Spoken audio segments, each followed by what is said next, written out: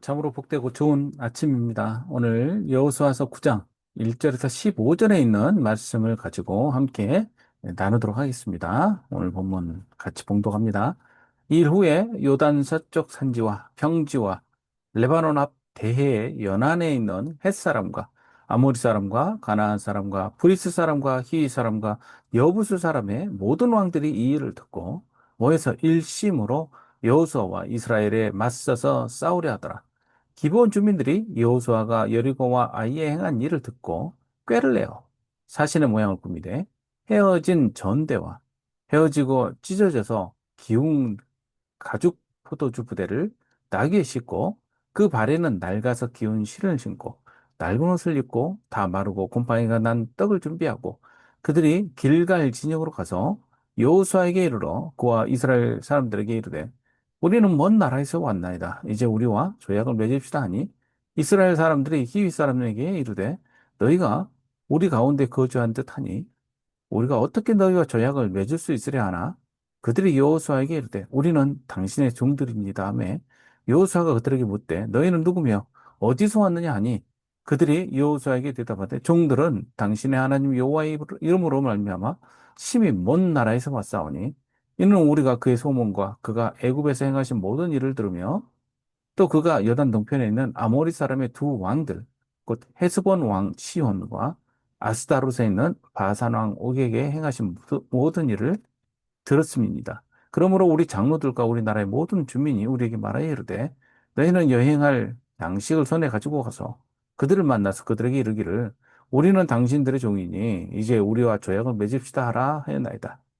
우리의 이 떡은 우리가 당신들에게 오려고 떠났던 날에 우리들의 집에서 아직도 뜨거운 것을 양식으로 가지고 왔으나 보소서 이제 말랐고 곰팡이가 났으며 또 우리가 포도주를 담은 이 가죽 부대도 새 것이었으나 찢어지게 되었으며 우리의 이 옷과 신도 여행이 매우 길었으므로 낡아졌나이다 한지라 우리가 그들의 양식을 취하고는 어떻게 할지를 여호와께 묻지 아니하고 여호수아가 꼭 그들과 화친하여 그들을 살리리라는 조약을 맺고 회중 족장들이 그들에게 맹세하였더라.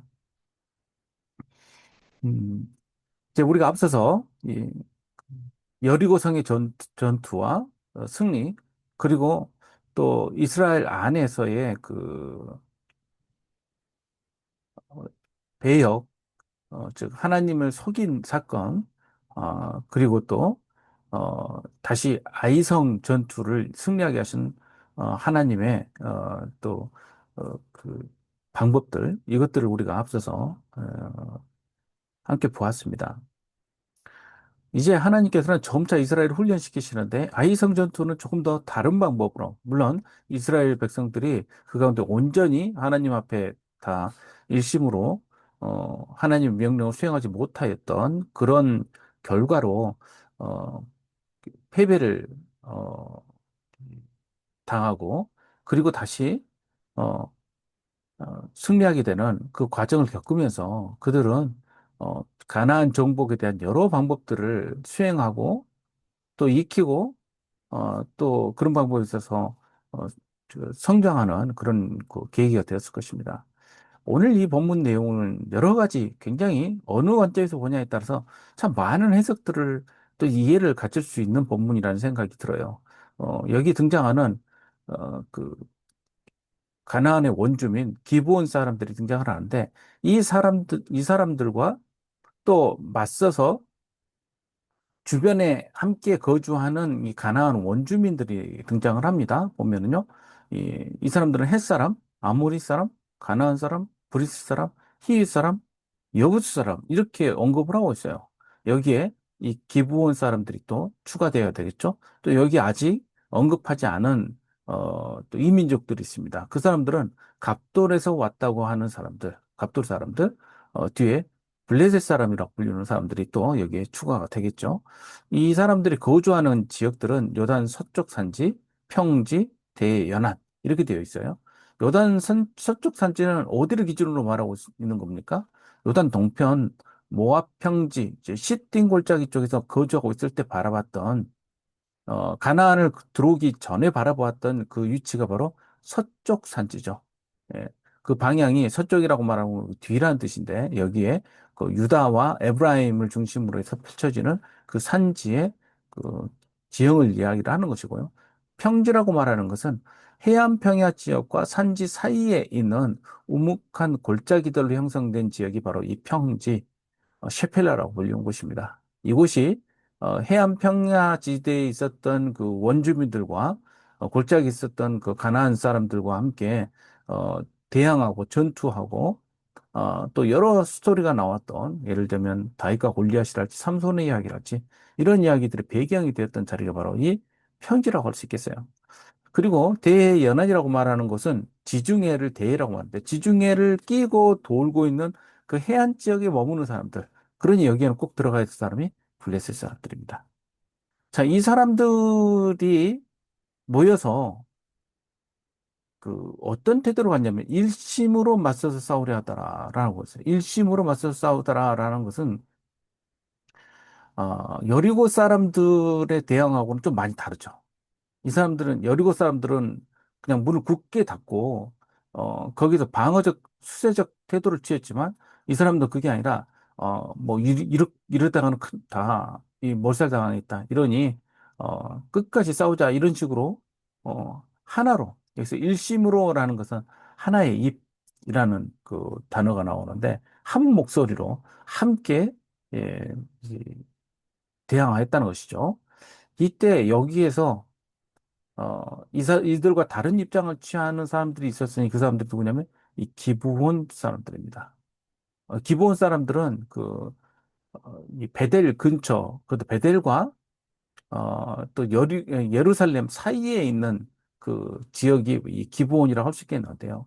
이 기브온 사람들이 어, 다르게 행동을 해요. 이 사람들은 여리고 아이에 대한 일들을 다 듣게 되었어요.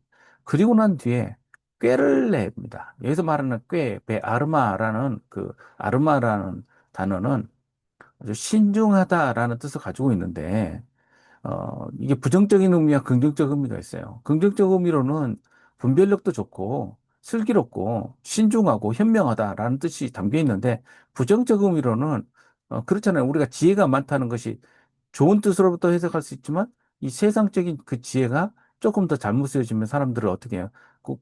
속이는 계략, 교활하고 또 자기 입장에서 그 자기를 위한 쪽으로 그 방향을 바꾸어드리는 그러한 것들을 책략을 말할 때도 이걸 쓸 수가 있겠죠.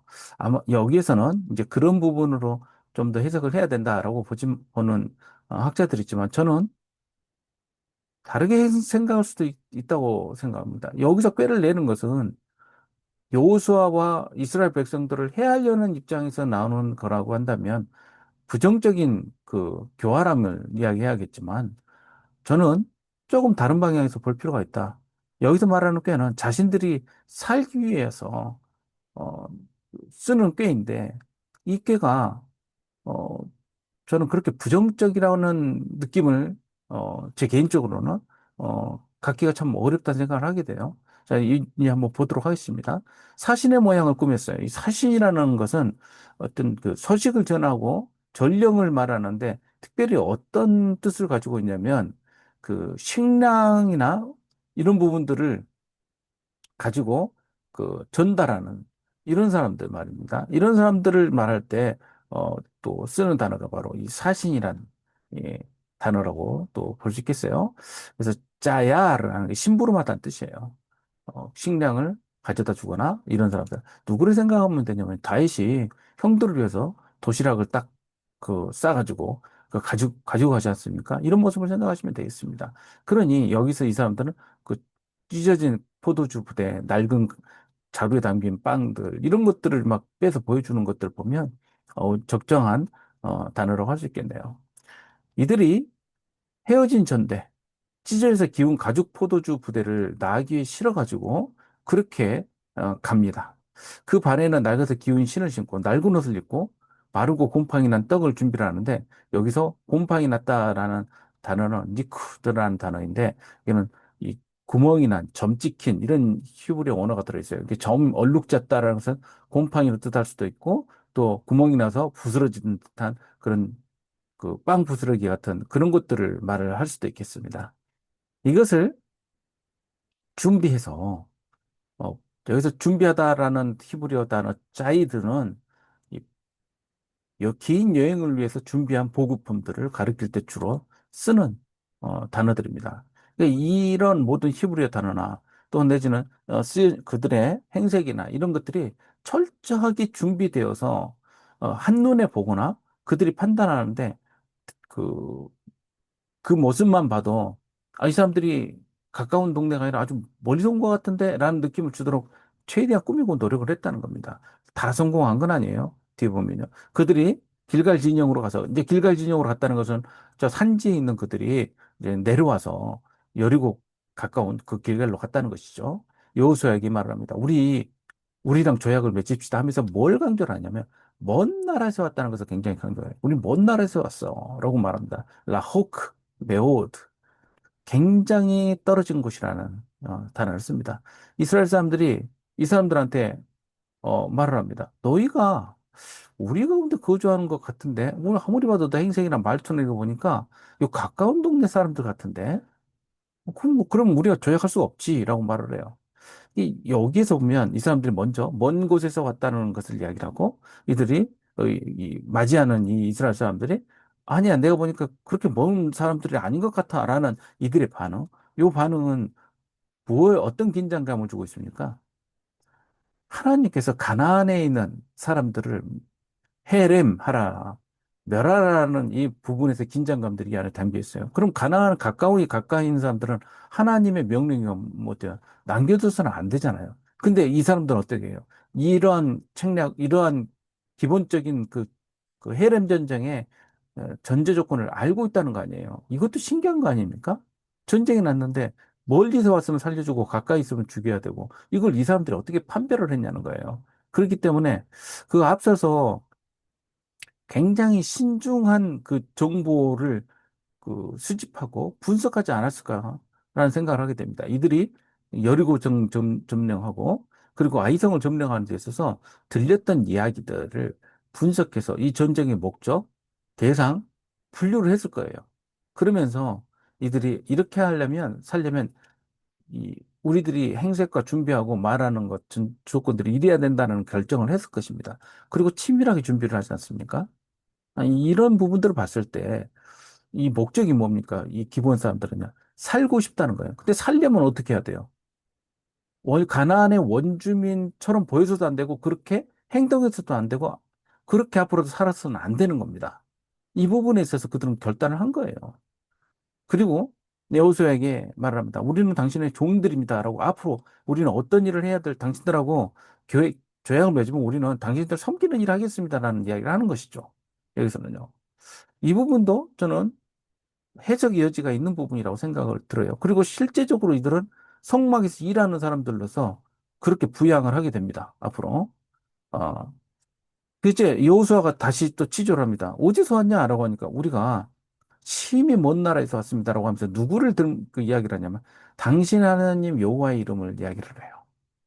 소문도 들었고 모든 일을 들었다라고 했는데 여기서 소문과 들었다라는 단어는 샤마라는 단어의 명사형으로 쓰여지게 됩니다. 쉐마는 들으라라는 거 아니에요. 당신들이 들은 것처럼 우리도 하나님의 말씀을 듣고 왔습니다. 이거 아니에요. 자, 이러니 그들이 스토리를 이야기합니다. 동편에 있었던 이야기부터 해서 가까이 있었던 이야기까지 죄다 자기들이 수집한 정보를 이야기를 하죠. 헤스본 왕 시온, 바산 왕 옥에게 행했던 당신들의 이야기들을 우리는 알고 있습니다. 라고 하면서 그 승리는 당신 그것 때문에 우리가 두렵습니다라는 것도 되겠지만 그 승리의 이면에 누가 있다는 것도 알고 있는 거예요. 하나님이 계시다는 것도 알고 있는 거 아니겠습니까? 그러므로 우리 장로들과 우리 모든 주민들이 우리에게 말하여 이르되 너희는 여행할 선 양식 가지고 가서 조약 맺어와라. 그들과 조약을 맺어야 되지 않겠냐. 이렇게 하나님께 축복받은 사람들하고 우리 조약 맺어야 되지 않겠냐. 이렇게 말했다는 것 아니에요.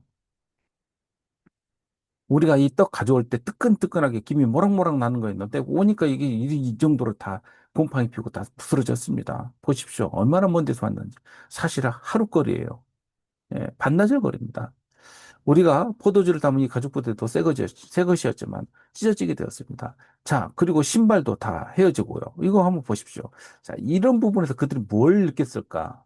하나님께서 돌보시는 하나님은 떻게 하셨다 해서 광야에 지날 때 신발도 헤어지지 않고 옷도 헤어지지 않고 하나님께서 보존하여서 가나안으로 들이셨다라고 말씀하시지 않습니까? 그래서 그들은 뭘 요구한다는 하나님의 보호를 요구하는 것이죠. 이제 그들이 어떻게 하냐면 하나님께 묻지도 않았다라는 데 결정적 패착이 됩니다. 그래서 이 본문을 묵상하는 데 있어서 많이 중심을 두는 주제가 뭐냐면 하나님께 물어야 된다. 하나님께 묻지 않고 일하니까 이렇게 된다. 맞는 말씀이죠. 근데 여기 플러스 저는 뭘 보고자 하냐면요. 뒤에 15절에 나오는 화친 조약을 보고 싶습니다. 여호수아가 곧 그들과 화친하여 그들을 살리라는 조약을 맺고 회중 족장들이 그들에게 맹세하였다. 자, 화친하였다는 샬롬이라는 것은 이제 평화를 서로 약속했다는 뜻 아니에요? 그리고 여기 이것을 위해서 뭘 하냐면 조약을 맺는데 이 조약을 맺다라는 단어를 한번 보십시오. 히브리어로는 메리트라는 단어와 가라트라는 단어가 쓰여졌어요. 메리트는 뭐냐면 이 쪼갠 고기 사이로 지나갔다라는 단어예요. 그러니까 하나님께서 아브라함과 언약을 맺으실 때 그 재물을 벌려두고 그 사이를 불로 지나가시지 않습니까? 그것이 바로 이 조약이라는 단어죠. 이 조약은 언약을 말을 하죠. 그럼 맺었다라는 것은 자르다, 가라트, 쪼개어 자르다라는 뜻이에요. 쪼개어 자르고 지나갔다는 뜻이에요. 명백히 하나님께서 이스라엘 백성들과 맺었던 그 언약의 모습이죠. 그리고 맹세까지 합니다. 샤바라는 거. 아브라함이 이 그 언약을 맺을 때 부엘 쉐바라고 말을 하죠. 언약의 셈이라고 말을 하죠. 하나님께 묻지 않고 맺은 언약을 많이 이야기하지만 저는 이 언약의 내용이 신실하게 지켜지는 것에 지켜져야 될 것에 주목을 하고 싶습니다. 마땅히 패망해야 할 기본 사람들이었지만 그들이 이 기회를 놓치지 않고 참으로 지혜롭게 그들 스스로를 준비하고 이 언약을 맺고 또 낮은 자세로 가까이 다가감으로써 성공시키잖아요, 언약을. 자, 사람과 사람이 맺은 하나님 앞에서 거짓으로 속아서 맺은 언약이니까 이거 무효다.